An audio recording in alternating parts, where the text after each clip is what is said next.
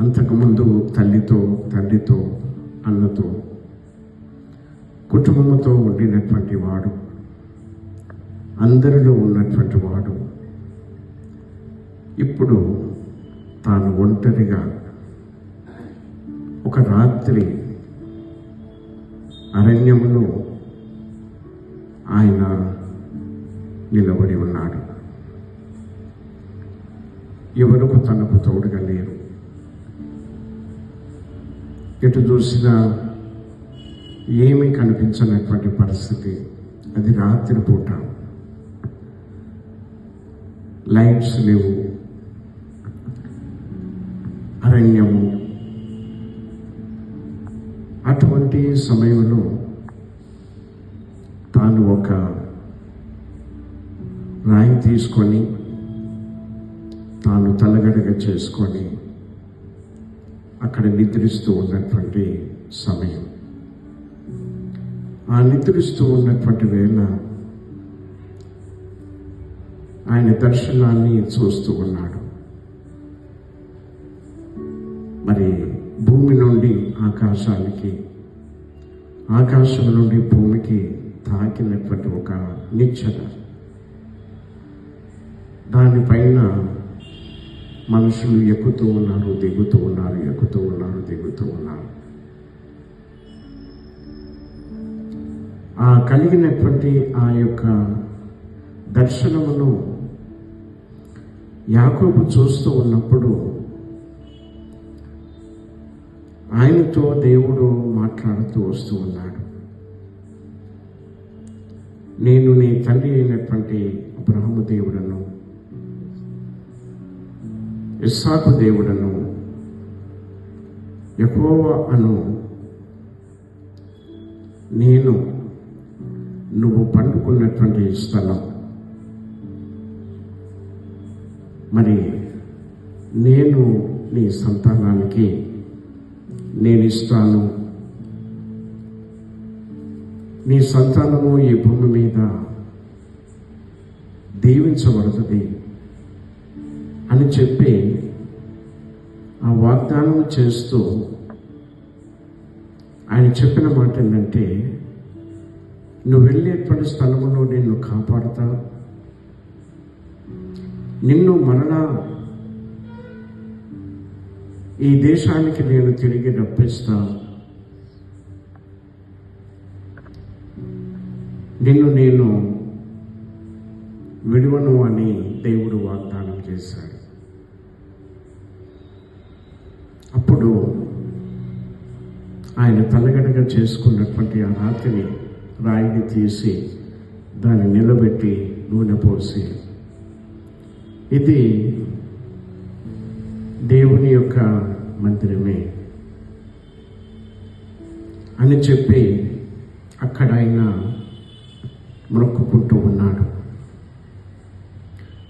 మొక్కుకుంటూ ఆయన తెల్లవారి లేచి తిరిగి తాను వెళుతూ ఉన్నాడు. దేవుని బిడ్డలారా, ఒకవేళ దేవుడు యాకోబు అంటే మోసగాడు, తనను మోసం చేశాడు, తన తండ్రిని మోసం చేశాడు. యాకోబు అంటే మోసగాడు. అయినా దేవుని యొక్క వాగ్దానం మరి యాకోబుకు ఉన్నది. నేను నిన్ను ఆశీర్వదిస్తా, నీ సంతానాన్ని నేను ఆశీర్వదిస్తా, ఇదిగో ఈ భూమిని నీకు ఇస్తా, నిన్ను మరలా నేను రప్పిస్తా, నేను నీకు తోడై ఉంటాను అని చెప్పి వాగ్దానము ఆ స్థలంలో తాను పొందాడు. దేవుని బిడ్డలారా, మరి దేవుడు మాట తప్పనివాడు. మనమన్నా మాట తప్పుతాం. జనవరి అయిపోయింది, రెండో రోజుకే మాట మార్చేసాం. అంటే దీన్ని బట్టి చూస్తే మనము ఎప్పుడున్నా మన మాట మీద మనం నిలబడాలి. మరి మనం ఇచ్చినటువంటి మాటను మనం జ్ఞాపకం చేసుకోండి. కానీ దేవుడు అటువంటి వాడు కాడు. మన పట్ల దేవుడు ఏ మాటను తాను ఇస్తూ ఉన్నాడు, ఏ వాగ్దానమును తాను ఇస్తూ ఉన్నాడో ఆ వాగ్దానమును మర్చిపోలేటువంటి దేవుడు. అందుకొరకే అబ్రహాము దేవుని సన్నిధిలో ఒక్కడే నిలబడి ఆ సొదొమ వైపు వెళుతూ ఉన్నటువంటి వారి దగ్గర నిలబడి ఆ సొదొమ పట్టణానికి కలిగేటువంటి దుర్గతిని గురించి చెప్పినప్పుడు తన సహోదరుని కుమారుడు ఆ దేశంలో ఉన్నాడు కనుక అతడు తప్పించబడాలి, ఆ దేశం తప్పించబడాలి అని చెప్పి దేవుణ్ణి అడుగుతూ ఉన్నాడు. ఒక్కడే ఆ ప్రజల పక్షాన, ఆ దేశము పక్షాన, ప్రజల యొక్క విమోచన కొరకు, రక్షణ కొరకు ఆయన దగ్గర కాపాడబడాలని చెప్పి మరి అబ్రహాము ప్రయత్నం చేశాడు. కానీ ఆయన ఏదైతే దేవుని దగ్గర అడిగిండో, 50 మంది నీతిమంతులు ఉంటే బ్రతికిస్తావా, 45 మంది బ్రతికిస్తావా, 30 మంది నీతిమంతులు ఉంటే బ్రతికిస్తావా, 20 మంది నీతిమంతులు ఉంటే బ్రతికిస్తావా, 10 మంది ఉన్న ఆ పట్టణాన్ని కాపాడుతావా అంటే దేవుడు ఒకవేళ అబ్రహాము చెబుతూ వస్తూ ఉన్నటువంటి మాట ఆయన వింటూ వస్తూ ఉన్నాడు. నువ్వు అడుగుతూ ఉన్నావు, నేను తప్పకుండా కాపాడుతానని అన్నాడు. ఆ సంగతి దేవునికి తెలియదా? ఆయన ఒట్టిగానే ఆ స్థలములోనికి బయలుదేరి వచ్చినటువంటి వాడు కాదు. ఆ పట్టణాన్ని దేవుడు చూసేందు ఆయన దృష్టికి భయంకరమైనటువంటి స్థితిలో ఉంటూ ఉంది. దేవుని యొక్క ఉగ్రత ఆ దేశం మీదకి మరి రాగలిగినటువంటి రీతిగా ఆ దేశం యొక్క ప్రజలు బ్రతుకుతూ ఉన్నటువంటి వాళ్ళు. అందుకొరకే దేవుడు ఆ స్థలంలోకి వెళుతూ ఉన్నాడు. మరి ఆ దేశంలో నీతిమంతులు ఉంటే నేను కాపాడుతానన్నటువంటి దేవుడు 10 మంది కూడా దొరకలే నీతిమంతులు. కానీ ఆ స్థలం దగ్గరికి వారు వెళ్ళిన తరువాత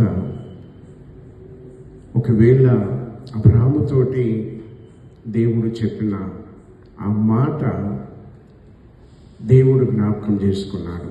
నేను నీతిమంతుడు 10 మంది ఉన్న కాపాడుతానని చెప్పినప్పుడు దేవుడు మరి లోతు వారి మధ్యలో ఉండి నీతిగా జీవిస్తూ ఉన్నవాడు. వారి చేష్టలు, వారి ప్రవర్తన, వారి జీవితము అంతా కూడా తన మనసుకు నొచ్చుకుంటూ ఉంది. అయినా ఆ ప్రజల మధ్యలో ఆయన నివసిస్తూ తన నీతిని తాను కాపాడుకుంటూ ఉన్నాడు, తన భక్తిని తాను కాపాడుకుంటూ ఉన్నాడు, తన విశ్వాసాన్ని తాను కాపాడుకుంటూ ఉన్నాడు. అందుకొరకే దేవుడు చూసి లోతును ఆ పట్టణము నుండి అబ్రహాముతో చెప్పినటువంటి మాటను దేవుడు జ్ఞాపకం చేసుకొని లోతు కుటుంబము రక్షించబడ్డారు. ఎందుకు నేను ఈ మాట జ్ఞాపకం చేస్తూ ఉన్నానంటే మన విశ్వాసం దేవుడు చూస్తాడు. దేవుడు మనలో ఉన్నటువంటి నీతిని బట్టి దేవుడు మనల్ని రక్షిస్తాడు. అందుకే విశ్వాసం మూలముగా నీతిమంతుడు జీవిస్తాడు. నీతిమంతుడు విశ్వాసం మూలముగా బ్రతుకుతాడు. మనలో నీతి ఉంటే ఆ నీతి, ఆ విశ్వాసము మనల్ని బ్రతికిస్తుంది.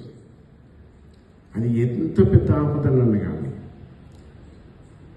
వాళ్ళు అగ్నిగుండంలో పడవేయబడ్డా వారు నీతిమంతులుగా జీవించినారు కనుక వారి విశ్వాసము అగ్ని కాల్చకుండా దేవుడు వారిని కాపాడాడు. సింహపు గుహలు వేసిన ఆయనలో ఉన్నటువంటి ఆ నీతి, ఆ విశ్వాసము ఆయనను బ్రతికించింది. ఇట్లా దేవుని యొక్క భక్తులు వారి యొక్క జీవితంలో వారు ఒక్కరైనా సరే, ఇద్దరైనా సరే, ముగ్గురైనా సరే, ఏ స్థలములో నీతిగా జీవిస్తూ తన విశ్వాసముతో బ్రతుకుతే దేవుడు వాళ్ళని కాపాడుతాడు. మన మీదికి వచ్చేటువంటి ప్రతి ఆపద నుంచి దేవుడు తప్పిస్తాడు. ప్రతి సమస్య నుండి దేవుడు విడుదల కలగజేస్తాడు. ప్రతి బలహీనత నుండి మనలను దేవుడు తప్పిస్తూ ఉంటాడు. అందుకొరకే మరి ఆనాడు అబ్రహామును ఆయన దేవుడిచ్చినటువంటి మాటను దేవుడు జ్ఞాపకం చేసుకొని లోతును కాపాడినట్లుగా, యాకోబుతో దేవుడు చేసినటువంటి వాగ్దానమును తాను మరి జ్ఞాపకం చేసుకొని ఆయన ఉన్నటువంటి దేశానికి వస్తూ ఉన్నప్పుడు ఆ దేశంలో ఆయనకు కావలసినటువంటి రీతిగా దేవుడు తన సంతానాన్ని దేవుడు ఆశీర్వదించాడు. అందుకొరకే ఈ రాత్రికాల సమయమున దేవుడు ఆయన చేసిన వాగ్దానం మన జీవితాలలో ఏదైతే మనం పొందుకున్నామో, మరి 31st నైట్ ఏ వాగ్దానాలైతే మనం పొందుకున్నామో ఆ వాగ్దానాలను దేవుడు గుర్తు చేసుకుంటాడు. ఆ రీతిగా దేవుని సన్నిధిలో మనం చేసేటువంటి మన ప్రార్థన మనలను రక్షించగలుగుతూ ఉంది, విడిపించగలుగుతూ ఉంది, నెమ్మది ఇవ్వగలుగుతూ ఉంది, సమాధానం ఇవ్వగలుగుతూ ఉంది, సంతోషాన్ని ఇవ్వగలుగుతూ ఉంది. అందుకొరకే ఈ రాత్రికాల సమయమున అబ్రహామును జ్ఞాపకం చేసుకున్న దేవుడు, యాకోబును జ్ఞాపకం చేసుకున్నటువంటి దేవుడు ఈరోజు మనల్ని కూడా దేవుడు జ్ఞాపకం చేసుకొని ఆయన సన్నిధిలో మనం అడగబోయేటువంటి ప్రతిదీ కూడా దేవుడు కోపగించకుండా, దేవుడు ఆయాసపడకుండా, బాధపడకుండా, అబ్రహాము మాట ఎంత శ్రద్ధగా దేవుడు విని ఆయన కోపగించుకోకుండా ఎంత నెమ్మదిగా అబ్రహాము చెప్పేటువంటి మాట వింటూ ఆయన ఆలకిస్తూ వచ్చాడు. అట్లానే మనము చేసేటువంటి మన ప్రార్థన ఆయన 50 నుండి 10 మంది వరకు మరి మాట్లాడుతూ ఉన్నటువంటి విసుగు రాకుండా మాట్లాడుతూ ఉన్నటువంటి ఆ మాటలను ఆలకించిన దేవుడు ఈ రాత్రి మనం చేసేటువంటి మన ప్రార్థనను కూడా దేవుడు ఆలకిస్తాడు. ఆ రీతిగా మనం ఎవరి కొరకైతే ప్రార్థన చేస్తూ ఉన్నామో, ఎవరి విడుదల కొరకైతే మనం ప్రార్థన చేస్తూ ఉన్నామో, ఎవరి రక్షణ కొరకైతే మనము ప్రార్థన చేస్తూ ఉన్నామో, ఏ ప్రజల నిమిత్తమైతే మనం ప్రార్థన చేస్తూ ఉన్నామో అక్కడ దేవుని యొక్క విడుదల, దేవుని యొక్క రక్షణ, దేవుని యొక్క కాపుదల దేవుడు అనుగ్రహించి మరి కాపాడునట్లుగా దేవుని సన్నిధిలో మనము కొద్దిసేపు మరి ప్రార్థన చేసుకుందాం. ఈ మాటలో దేవుడు దీవించే ఆశీర్వదించునుగాక.